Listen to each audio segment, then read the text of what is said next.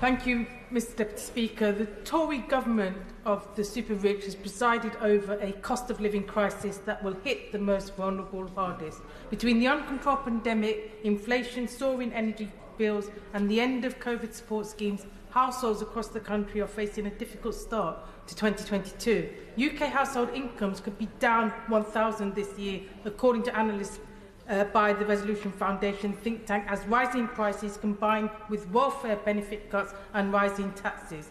The truth is that when faced with a crisis, this government balances the books on the shoulders of those who can least afford it, whilst leaving the fortunes of their rich mates untouched.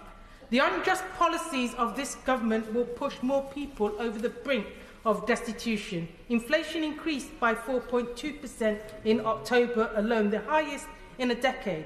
Everyday items are getting more expensive. On top of this, the government's planned national insurance is a regressive tax that will hit the poorly paid the hardest, as workers' pay packets are raided at a time when wages are failing to keep up with the UK cost of living.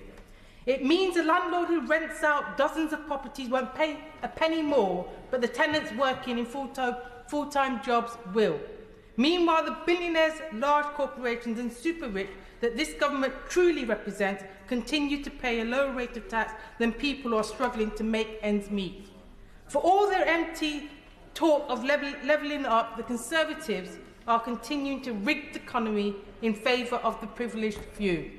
Even before the current energy price crisis, an appalling high number of Leicester East residents were forced to make the impossible choice between keeping their family warm or going hungry. When I became an MP, 5,800 households in Leicester East were in fuel poverty, 4.4% of the constituency. This has worsened during the pandemic to 18.6% of households, or 7,700 households in fuel poverty. Faced with the sharp energy price rise, the government is now refusing to take the necessary action to combat poverty and protect families in Leicester and across the UK. The government must raise its ambition by setting a fuel poverty eradication target, as well as committing to end all forms of poverty for good. This can be achieved by raising taxes on those who can afford it most. The super rich and big businesses. Failing energy companies must be brought into common ownership. This crisis is not one that will be felt equally.